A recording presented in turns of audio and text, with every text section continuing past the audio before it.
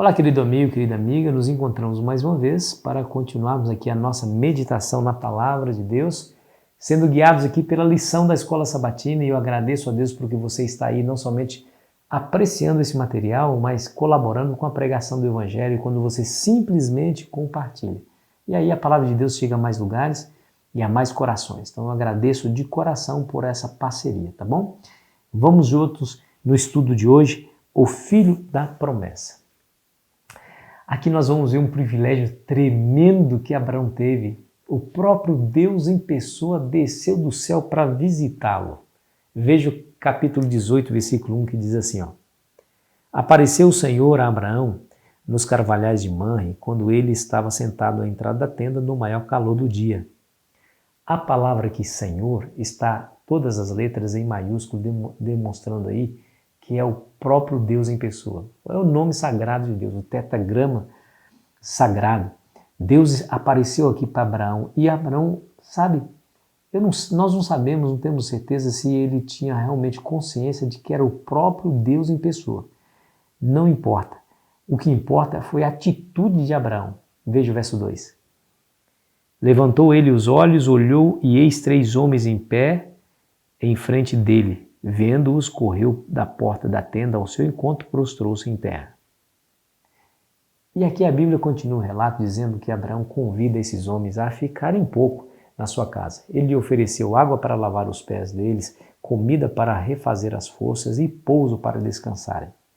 E eles aceitaram com bom grado, a hospitalidade e a bondade de Abraão. Meu amigo, aqui tem uma lição, minha amiga, aqui tem uma lição muito importante para nós. Olha, tratar as pessoas com carinho, com atenção, com respeito dentro do nosso lar é um testemunho que os inimigos do Evangelho não podem contradizer. Deus espera que nós assim o façamos. Quando ele disse lá, no capítulo 25 de Mateus, quando ele falou que os que estavam à sua direita, eu estive fome e vocês me deram de comer. Eu tive sede e vocês me deram de beber. Eu estava nu e vocês me vestiram. Aí eles perguntaram para o rei, Senhor, quando é que tivemos com fome, te demos de comer, ou beber, ou com sede, te demos de beber? E ele respondeu, quando fizeste a um desses pequeninos, a mim me fizeste. No capítulo 13 de Hebreus, versículo 2, está nos dizendo assim, ó, escute bem. Não negligencieis a hospitalidade, pois alguns praticando-a, sem o saber, acolheram anjos. Aqui parece uma referência a esse episódio de Abraão. Ele tratou muito bem e ele estava recebendo o próprio Senhor dentro da sua própria casa. E você sabe o que aconteceu? Olha o que Deus, quando que apareceu para ele naquela forma humana, mas veja o que ele prometeu no versículo 10. Escute bem. Disse um deles, certamente voltarei a ti daqui 1 ano, e Sara, tua mulher, dará à luz um filho. Sara o estava escutando à porta da tenda atrás dele. Que coisa interessante, tá vendo? Bom, esse homem tinha agora 99 anos, Abraão. E Deus já tinha falado para ele há muito tempo atrás, muitos anos atrás, que ele seria pai de uma multidão, de uma grande multidão. Nações sairiam dele. Agora, ele tinha 99 anos, Ismael já era nascido e esse estranho diz, eu voltarei e Sara vai conceber. Mas veja o que diz o verso seguinte. Abraão e Sara eram já velhos, avançados em idade, e Sara já lhe havia cessado o costume das mulheres. Biologicamente, totalmente impossível. Não havia condição alguma daquela mulher gerar um filho. Aí a reação de Sara, quando ouviu essas palavras, está no verso seguinte, escute. Riu-se, pois, Sara no seu íntimo, dizendo consigo mesma, depois de velha e velho também o meu Senhor, terei ainda prazer? Perceba aqui o que está dizendo. Ela riu não externamente, diz a Bíblia que ela riu no seu íntimo e falou para si. Aí, o que vem a seguir denota exatamente a conclusão de que era o próprio Deus, porque ele consegue ler o pensamento de Sara. Escute. Disse o Senhor a Abraão: por que se riu Sara, dizendo: será verdade que darei ainda à luz, sendo velha? Acaso para o Senhor há coisa demasiadamente difícil? Daqui 1 ano, nesse mesmo tempo, voltarei a ti, e Sara terá um filho. Olha só, interessante, né? Sara não riu externamente e riu no seu interior. Ela falou somente para si, ela pensou, e no entanto, ali aquele estranho conseguiu ler o que estava no seu coração, no íntimo do seu coração. Ela riu por conta da incapacidade dela. Ela era totalmente incapaz de gerar um filho. E o que eu gosto desse texto é que aquele que disse que ela teria um filho, ela também disse: a coisa demasiadamente difícil para Deus. Meu amigo, minha amiga, às vezes somos assim também, né?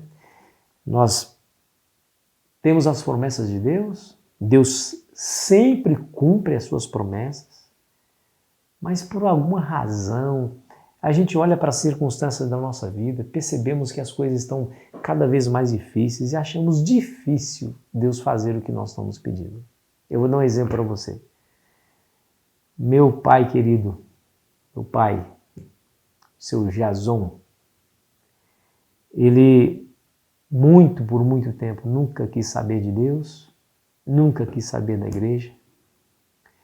E durante mais de 20 anos, eu me colocava de joelhos pedindo a Deus para que Deus tomasse o coração do meu pai. Para que Deus fizesse pelo meu pai o que Deus fez por mim. Meu coração também era duro. Eu também não queria saber de Deus. Mas ele entrou no meu coração e transformou meu coração de maneira que agora eu estava suscetível à influência do Espírito Santo e eu pedi a mesma bênção para o meu pai. Mais de 20 anos orando. Eu tive o privilégio no ano passado de realizar o batismo do meu pai. Talvez ele esteja aí me ouvindo porque ele assiste esse canal. E eu quero dizer para você, meu pai, que foi uma grande alegria fazer o seu batismo, viu? E você que está me ouvindo, se tem alguma coisa difícil, que você acha muito difícil para Deus realizar, lembre-se dessa história. Lembre-se dessa história. Deus falando assim para Abraão: a coisa demasiadamente difícil para Deus não há. Os impossíveis de Deus se tornam possíveis para Deus. Ele é poderoso e pode todas as coisas. Talvez você esteja pensando aí num problema de saúde. Já foi em vários médicos, somente para descobrir que não há solução para o seu problema. Para Deus não há nada difícil. Talvez você esteja pensando no seu casamento. Eu não sei se você está vivendo bem no seu casamento, não sei. Mas talvez você esteja passando por alguma dificuldade relacional. E você olha para essa situação e acha que é muito difícil, é impossível as coisas mudarem. Meu amigo, minha amiga, coloque seus joelhos no chão. Ore a Deus que te ouve na sinceridade da sua oração. Eu tenho certeza que Ele pode fazer por você aquilo que você não pode fazer por si mesmo. Os impossíveis dos homens são totalmente possíveis para Deus. A beleza dessa história é que Deus prometeu e de fato Ele cumpriu. Uma mulher de 90 anos gerou da sua própria carne e, veja, já estava avançado em dias, havia cessado o costume das mulheres e ela era naturalmente estéril. Por que Deus esperou tanto tempo para que Sara de fato pudesse ser mãe de Isaac? É para que a glória, a honra e a majestade fosse somente dele. Percebe? Somente dele.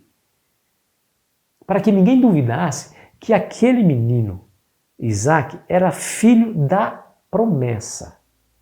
Não era filho da carne, não podia ser algo natural, era algo sobrenatural, para demonstrar que é somente através da fé que o impossível acontece. Jesus falou isso de outra maneira.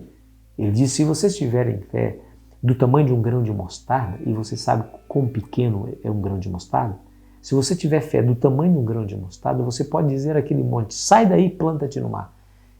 E nada lhe seria impossível. A fé remove montanhas, esse é o ditado popular e é a mais pura verdade. É através da fé que façanhas são realizadas em nome do Senhor Jesus. Sabe, amigos, a fé é importante, é fundamental. Sem ela, você não chega à sua salvação. Hebreus diz que sem fé é impossível agradar a Deus. E Jesus ele faz uma reflexão angustiosa quando diz, quando o Filho do Homem vier, será que achará porventura fé na terra? Ah, queridos amigos, nós precisamos aumentar a nossa fé e buscar realmente esse tipo de fé que é salvífico, sabe? Jesus, ele está disposto a nos dar. Um dia os seus discípulos lhe pediram, Senhor, aumenta-nos a fé. Essa deve ser a minha e a sua oração. Acreditar que Deus pode todas as coisas e deixar que Ele tome a dianteira e a liderança da nossa vida. Vamos orar? Pai, nos ajude, Senhor, na nossa pequena fé. Nós precisamos, ó Deus, que a nossa fé se fortaleça e nós precisamos do Seu Espírito em nós para que essa fé se fortaleça cada vez mais. Nos ajude a acreditar em Ti e nas Suas promessas. Não demovermos nem um centímetro da nossa fidelidade a Ti, ainda que as coisas sejam difíceis. Pedimos humildemente em nome de Jesus. Amém. Querido amigo, querida amiga, foi uma alegria estar com você. Amanhã continuaremos a nossa jornada e espero você ansiosamente. Aproveite bem o seu dia.